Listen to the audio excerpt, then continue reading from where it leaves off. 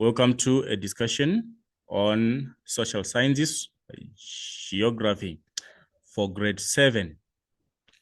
We are going to go through a sample paper and we are going to do a memo random discussion on the paper on social sciences grade 7 for the end of year examination.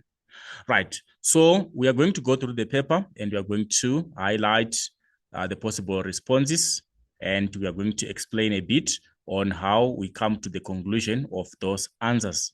Right, so without wasting much time, our paper, you can see, our paper is made up of 2 sections, and our first section, the content basically is based on term 3 content, and section B, there's questions which are based on a term 4 questions.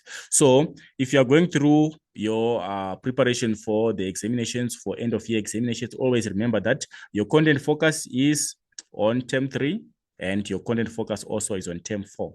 So we are going to go through the questions. We are starting with the first question, which is content based on term 3 work. Right. Calculate the missing population growth rate for the above 2 countries. We want to calculate the missing population growth rates. We are seeing here, it's Ghana. The birth rate is 28 for Ghana.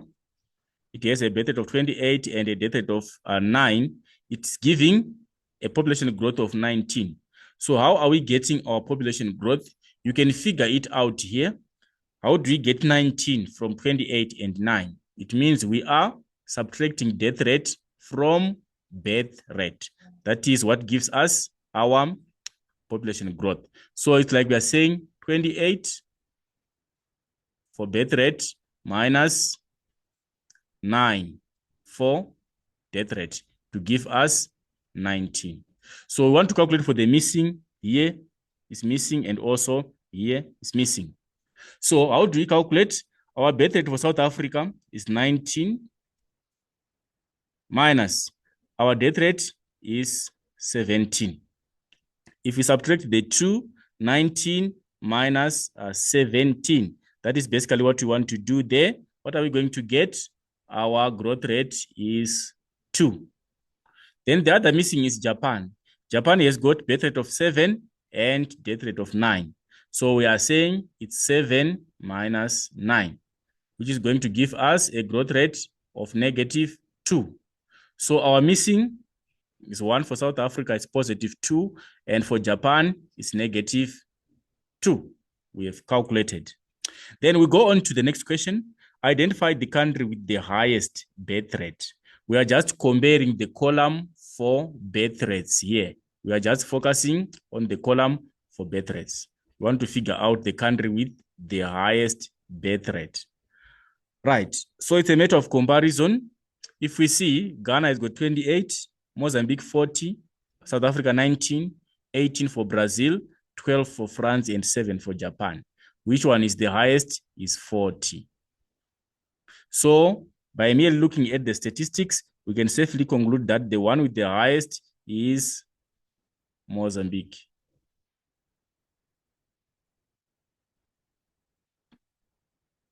It's Mozambique. It's the one with the highest. But then it goes on to say, which country has the lowest population growth rate? Lowest population growth rates. We are now coming to this column here. We are looking at the growth rates. We want to compare. We have calculated for the 2 countries. We are saying we want to compare the countries that are listed here in terms of their growth rates. Right? It's 19 for Ghana, 27 for Mozambique, 2 for South Africa, 12 for Brazil, 3 for France, and -2 for Japan. Our question wants us to identify a country that has got the lowest growth. So it means we need the smallest growth here. The smallest is -2, which is for Japan. -2 is the smallest number compared to the rest of the other countries. Identify the countries with the lowest death rate. lowest death rate. It means we are dealing with the column of death rates here.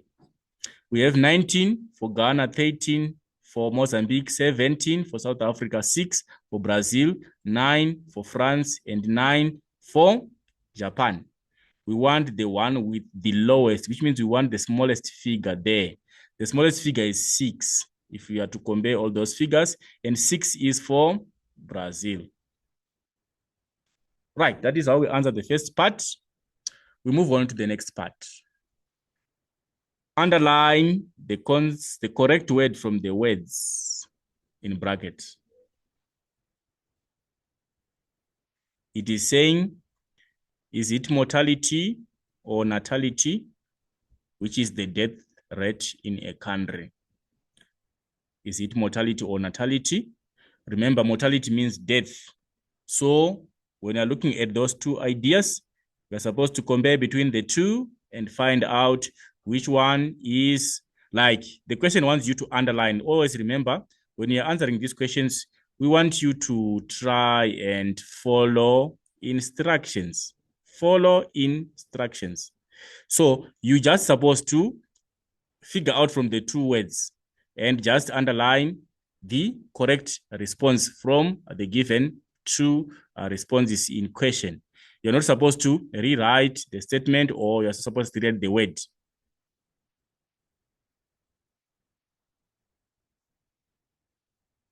So our correct response there, the question is talking about rate here.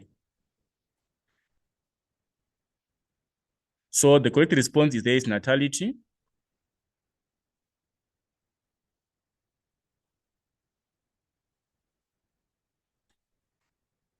Then the next question is saying a disease that spreads across many countries or cover the whole world is called. Is it a pandemic or an epidemic? We just have to figure the correct response there, a pandemic or an epidemic.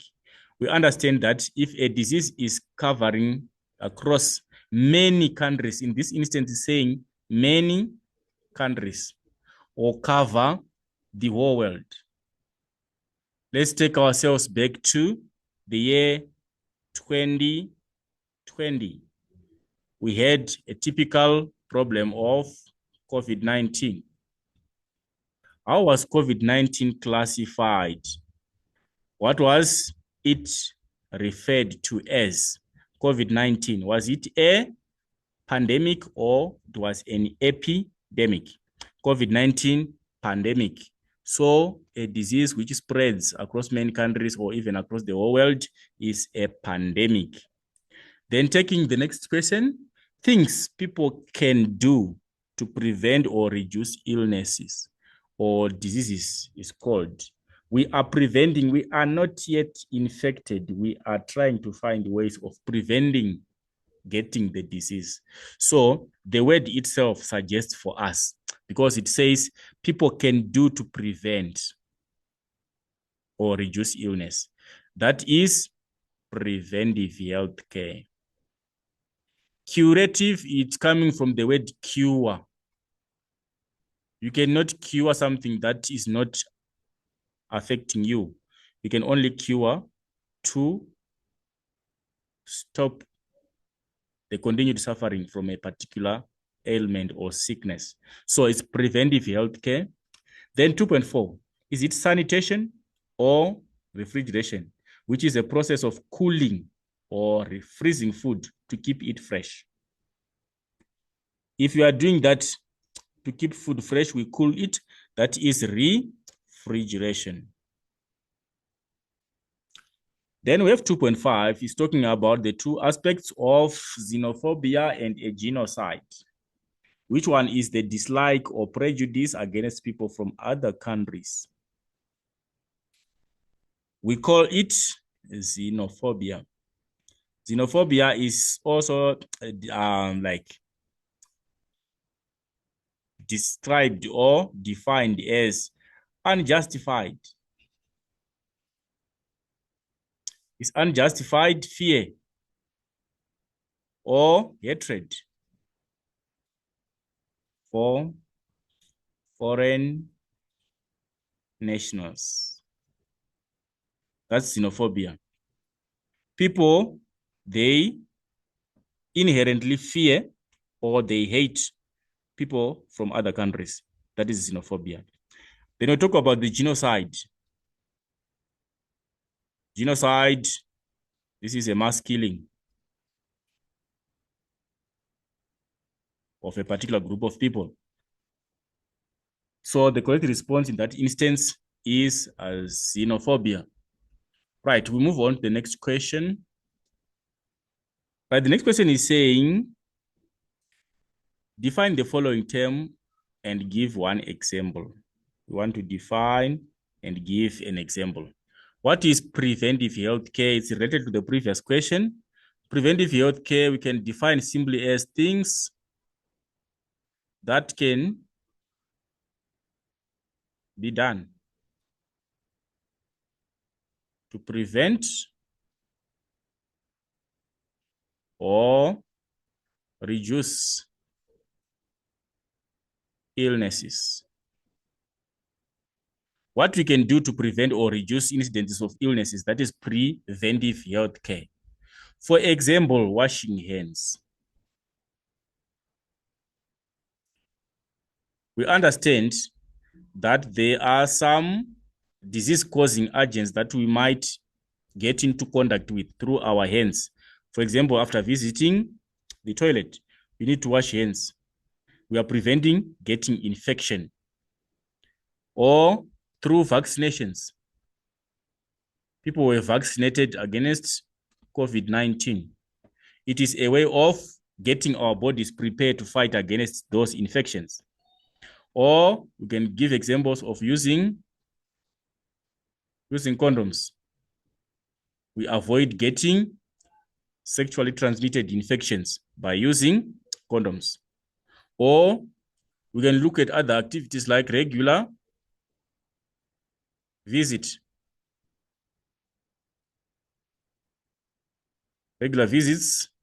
to clinics or to doctors, so that you are well aware of your health status. Right. So those are some of the examples that you can highlight when you're addressing the issue of preventive healthcare. Then it says again, list 2 examples of curative healthcare. Curative healthcare, we are now curing here. It means we have the problem and we are now in need of solving the problem. We can have examples like operations.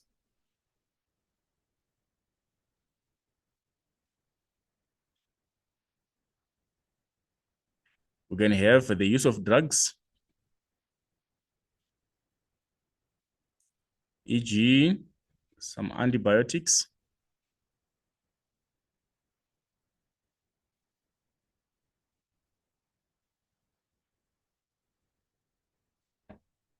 We can have things that we can also do. We can have, for example, a cast for broken bones. They're trying to mend back the bones which have been broken. We can talk of physiotherapy.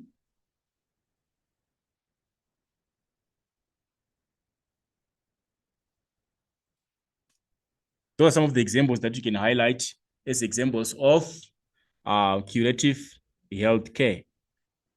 Right. We move on to the next question.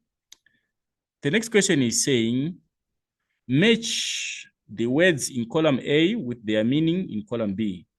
Write the correct letter of alphabet next to each number. Right. The first one is biodiversity. We want to identify an item that matches with biodiversity. What is biodiversity? Biodiversity basically is described here, where we say it's the number of different plant and animal species in an area. We are looking at the variety of plant and animals in a particular area. That's biodiversity. So biodiversity, it matches with response C. Then we also have the term extinct. When we are talking of something being in extinction, for example, we are usually having that typical example of those old ancient times imaginary animals that were called the dinosaurs. They are now claimed to be extinct. What it means is those animals used to exist in some geological time era, some millions of years back. Those animals, which we now regard as imaginary, the dinosaurs, but now they are extinct. What does that mean? It means even if you travel and try to reach all parts of the world, you will never find one. They are now extinct. They are no longer existing. That is extinction. So we are saying extinct, it matches with when living thing no longer exists. That is extinction. F. Then we have the concept of ecotourism. What kind of tourism is regarded as ecotourism? It matches with item D, which says tourism that is based on the natural resources of an area, such as natural beauty. Ecotourism, we are basing on the ecology of the area. We are exploring nature, the natural resource in the area. So ecotourism, we can match it with D.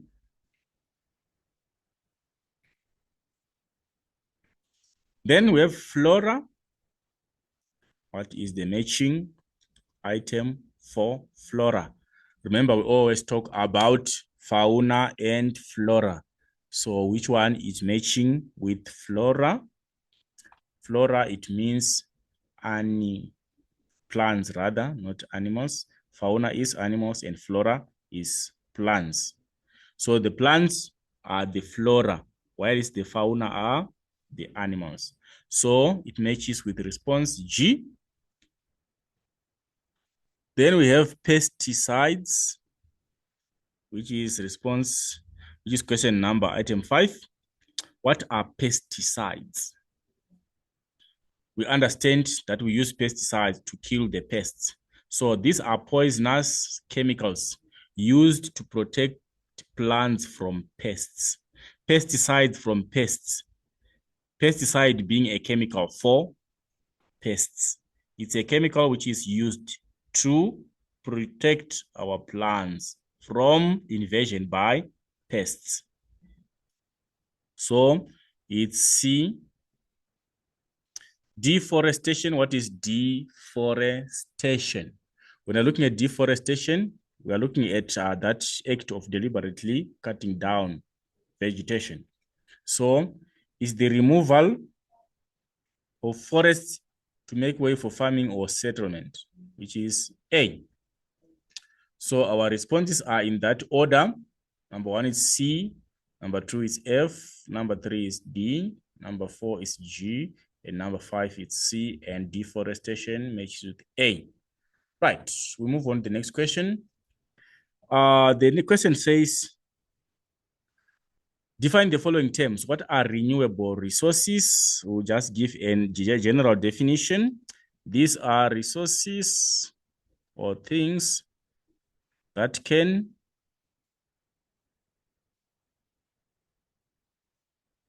be used over and over again. Or in other ways, you can say these are resources that can replenish.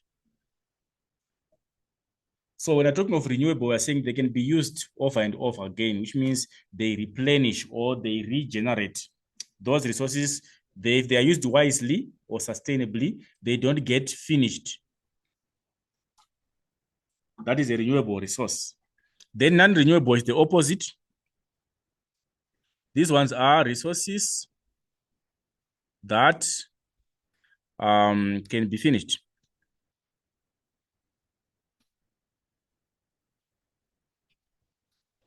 They can be finished when used, or they exist in limited quantities.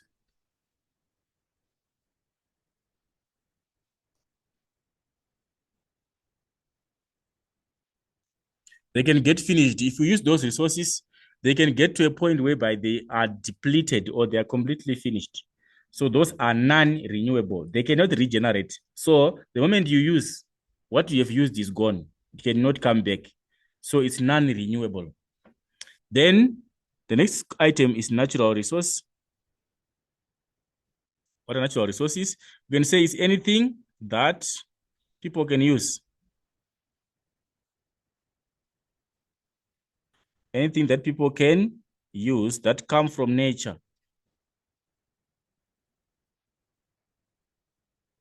That comes from nature and occur naturally.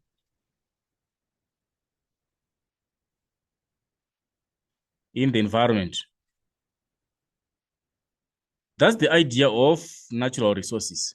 We say the resources are all things that we need to meet our needs. But here we are specifically referring to natural now. Natural, we are saying, is something which is provided by nature, something which is God provided, something which exists naturally in the environment. That is a natural resource. Then we have conservation as our 5.1.4 item. What is conservation? We can define it as protecting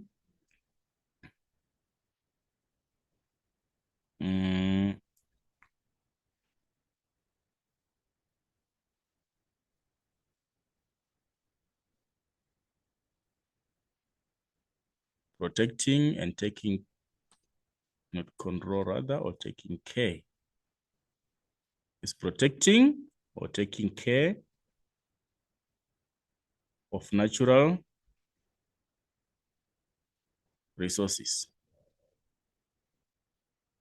Protecting and taking care of natural resources, that is conservation. We want to conserve our resources. We don't want them to get finished. So we must protect them and we must take good care of them. We are conserving the resources. Right. Mention two things that must be done in order to use natural resources in future.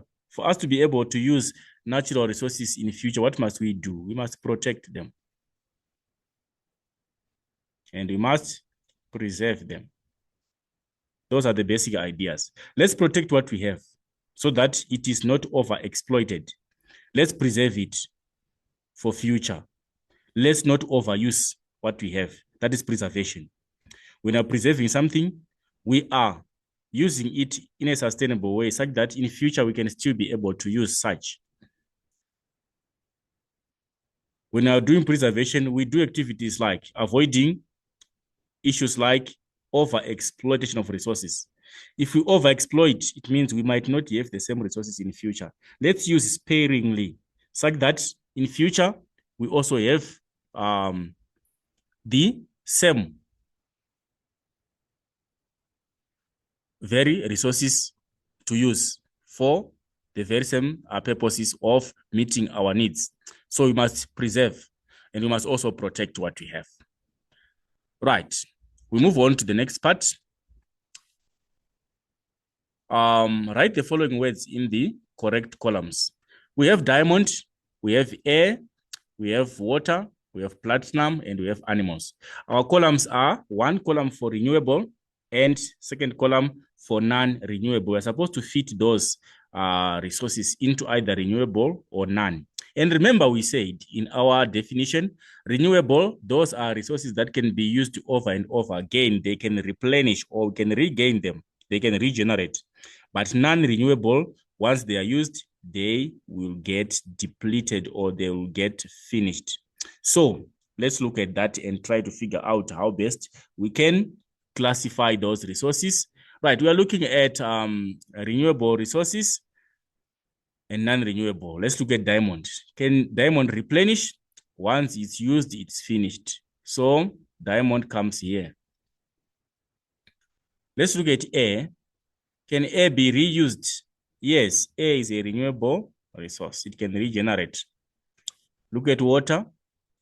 Water, if used sustainably, it can recycle itself.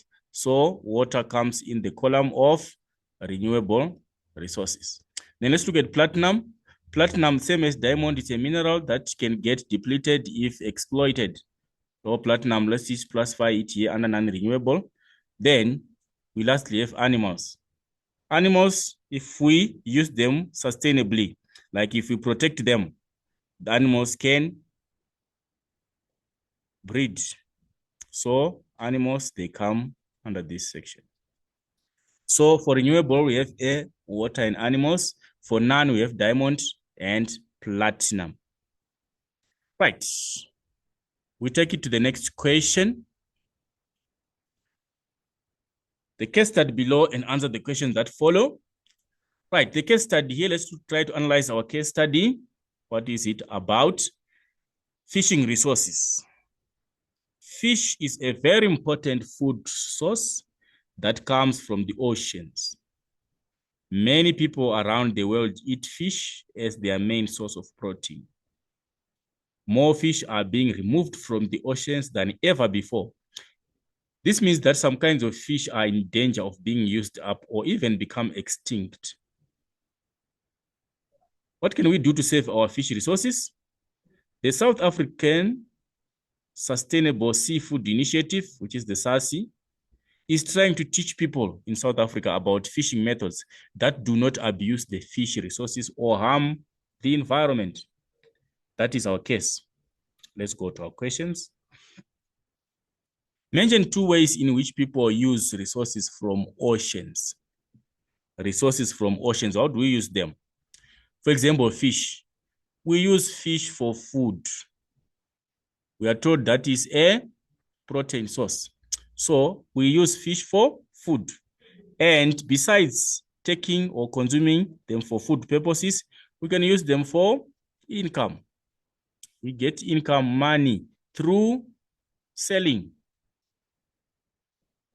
Remember, there are people involved in the extraction of fish resources, and they are into business of selling such resources like fish and all other products that come from the sea. So those ocean resources are very important in the sense that, one, we can use them for food purposes, or we can also get income through selling. Right, let's go on.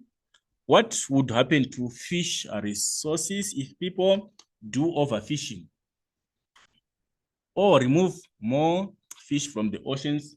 We must mention any 2 consequences of over extraction of fish resources from the oceans. What is going to happen there? Right, if we go back to our case, we can figure out that there is a section where it talks about the consequences. Let's try to figure out.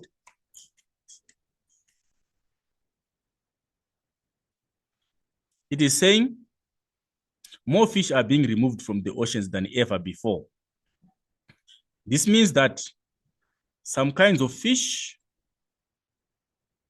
are in danger of being used up, or they even become extinct.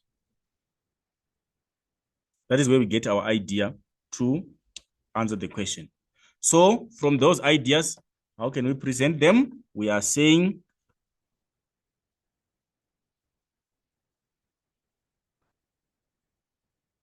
what would happen is that some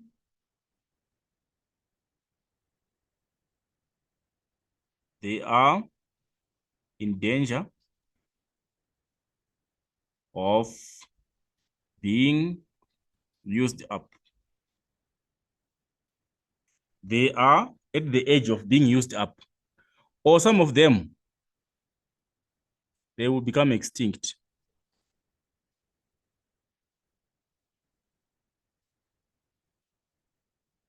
Meaning to say, there are some fish varieties that we will never see again.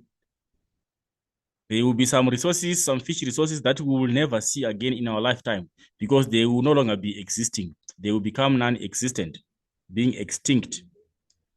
Some are in danger of being used up and some will become extinct. That is according to the extract. What does SASI stand for?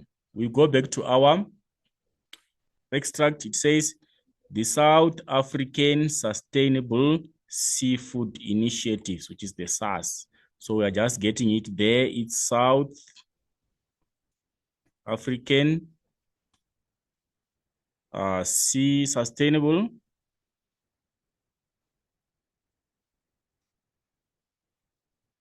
Seafood Initiatives. So that's the full translation for the abbreviation SASI, South African Sustainable Seafood Initiative. Right, we take it to the next question. Study the pie chart below and answer the questions that follow. You're supposed to study the pie chart on South Africa's water usage, the economic sector. We are seeing that we have agriculture, 62, domestics, 27, mining, it is taking 3%, forestry, 3%, energy is taking 2%, while its industry is taking 3%. So, what is the first question? First question is saying, which sector uses the most water? We are just comparing the sectors here in terms of percentage. And if we are comparing clearly, we can see that agriculture is taking the biggest percentage of 62%. So the biggest goes to agriculture, which means agricultural activities, they are responsible for taking much of the water, especially in irrigation. Irrigation is the one which contributes towards the high percentage in agricultural sector. Where we do irrigation, we extract a lot of water. Which sector uses least water? Least, it means the smallest amount or the smallest percentage. There is 62, 27, 3, 3, 2, and 3. So the smallest is 2, which is in the sector of energy. Then number 7.1.3.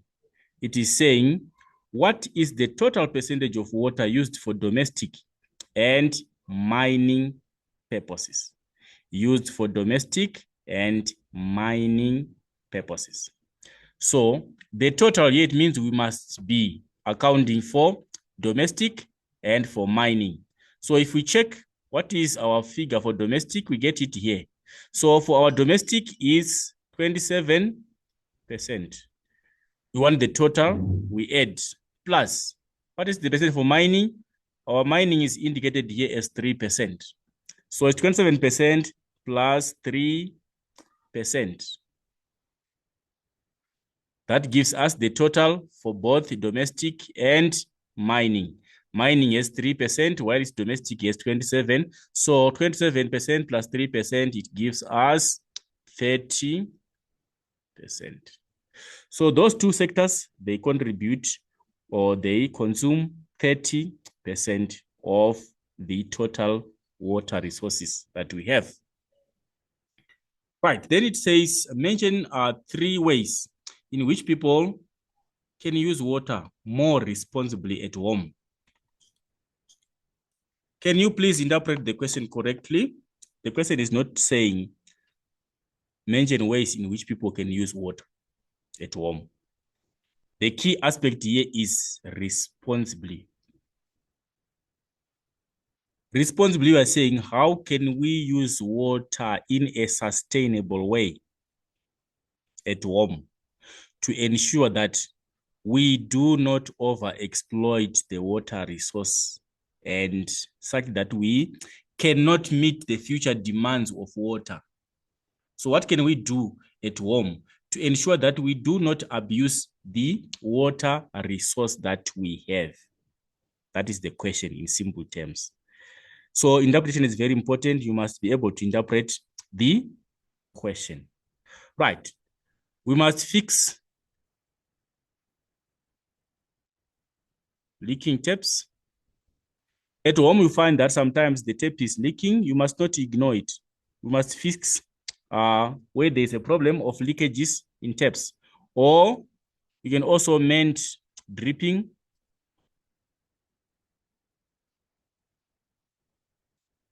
taps. If a tap has got a problem of dripping, we must try to find ways either we replace or we find ways of mending it so that we do not have drippings of water. Those drops will count to a number of liters by the end of the day. So it's unsustainable use of water resources. And then you can also look at ways of use a bucket to wash the car.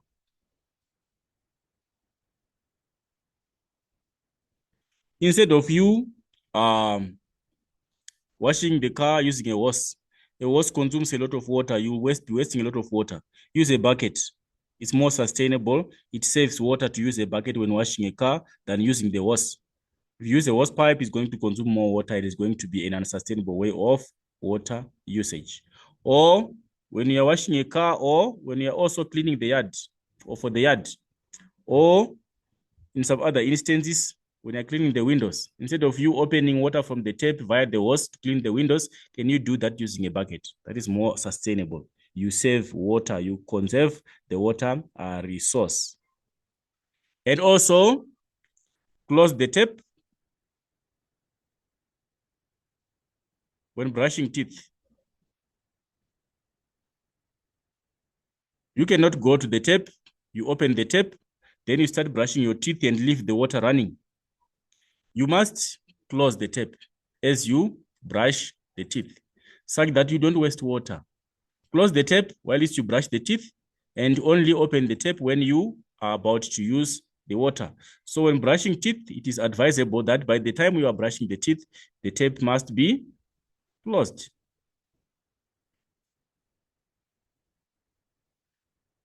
And also, what can you do?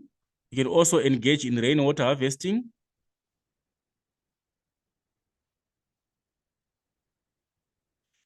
You can have storage tanks to harvest rainwater during the rain season so that we can avoid overusing the water reserves that we have and conserve to store the water. You have tanks to store water. You store the rainwater, and it means you'll be using the water resources sustainably. And also in terms of watering the garden, if you have a garden at home, water the garden late in the afternoon. It's advisable that you water the garden later in the afternoon. Why is it advisable? It's a sustainable way of using or conserving moisture. We know that during the day, the sun will be heating and there will be high rates of evaporation. So it means that water will go to waste. You just water the garden, the water evaporates without the plants making use of the moisture. But if you water late in the afternoon, it means rates of evaporation will be lower because the sun will be setting, and that will allow for the plants to utilize the moisture. So it's advisable that you water the garden late in the afternoon instead of watering during the day. Right. And also you can come out with some of the other ways that you can think about that can help to sustain the use of water in the house. Or you can talk of usage of gray water. By gray water, we are saying we are reusing water. You can reuse water. Like, for example, you reuse the water that you have used for bathing to maybe mop the floor. That is usage of gray water. It's a way of trying to save water. Or you reuse the water that you have been using for washing clothes to mop the floor. That is reusing water. That's what called the gray water. Right. So those are some of the ways, but we're not saying we are limiting ourselves to that. There are also other sustainable ways that you can think about that you can bring to the discussion. Right. Then we'll move on to question number 8. Read the account of a family given alongside and answer the questions that follow. A Gauteng family goes to Durban for a long weekend. They stay in a flat on the beachfront. They go to the amusement park, visit relatives, and go shopping on one day. On the next day, they go to the beach for a swim. They buy fast food for lunch and let the packaging blow into the water. As they leave the beach, they buy shad from a man who has a freezer box full of small fish you catch. Right. So the question comes and says, do you think these people were ecotourists? Remember, we talked about ecotourism. Let me refer you back to ecotourism from our first question. What did we say about ecotourism? We said ecotourism is tourism that is based on natural resources of an area, such as the natural beauty. So we are saying, were these people targeting the natural resources of the area? Were they interested in exploring the natural resources of an area? That is the question. Were they ecotourists? Right. From the conclusion that we can get from the description there, we can say those people, they were not. No, they were not. Write a paragraph explaining why you think they were or they were not ecotourists. When writing a paragraph, start by defining ecotourism. So the first part is our definition, and we have it. So your definition is ecotourism. We define it simply as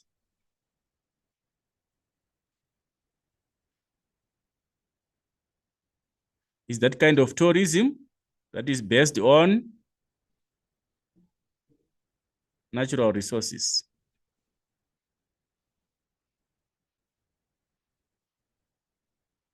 For example, we want to explore the beauty of the natural resources. We want to go to the beach to explore the beauty of the beach, to explore the beauty of nature. It also involves conservation. It's an aspect, which means we target to preserve and protect the resource. With ecotourism, we must not do harm to the resource. We must target to preserve or protect the resource so that we can enjoy the natural beauty of the particular environment. As you're describing also, we can say ecotourism does not harm the environment, the natural environment. We are visiting a natural environment, that is our target.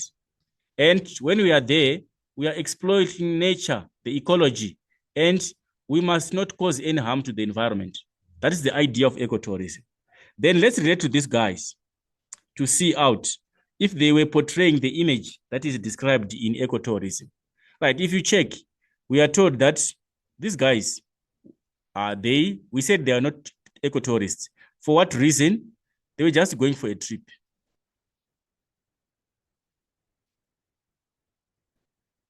They did not target to explore nature. They were just going for a trip.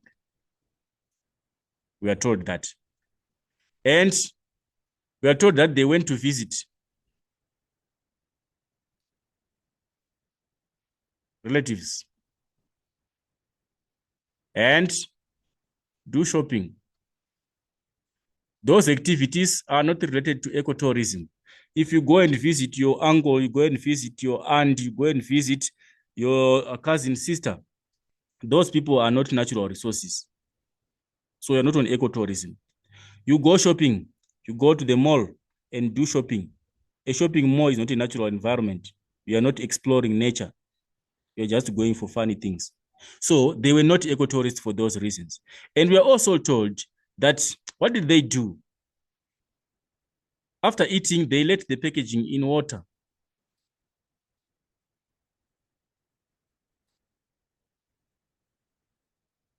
Into water. After consuming their fast foods, they let the packaging flow into water.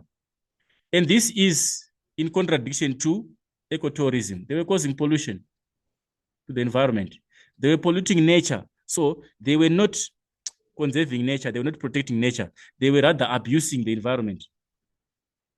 They were polluting, or we can say they were abusing the environment, the natural environment. Instead of them promoting the natural environment and protecting it, they were abusing it. So it was not ecotourism. And we are told also that they bought shards.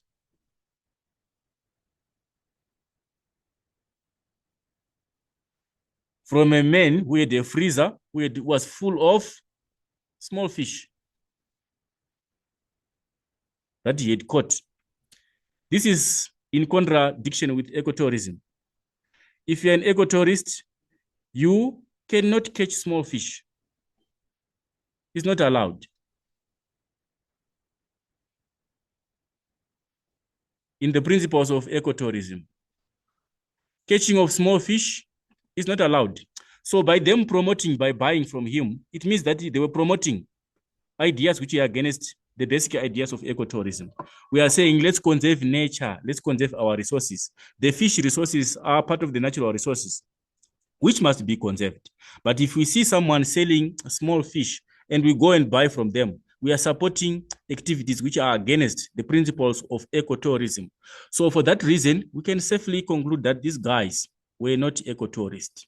They were just people who were not concerned about their environment. They were just concerned about going around doing their shopping, visiting their relatives, and just being on holiday, but not for the sake of conserving and exploring nature. So that takes us to the end of this particular discussion. And I hope the discussion is covered enough of what you would have expected. And also, I hope it is going to be useful through and through to assist people in preparation for their geography examinations for grade 7. So with that being said and done, we can safely conclude that we have come to the end of our discussion session, and we hope to meet again in other discussions to follow. You keep checking on the platform to see if there are new uploads on whichever subject you might be interested in. There will be a variety of discussions that will be offered for different subjects for different grades. So with that being said and done, I can safely conclude that we have come to the end of our discussion. Thank you for watching.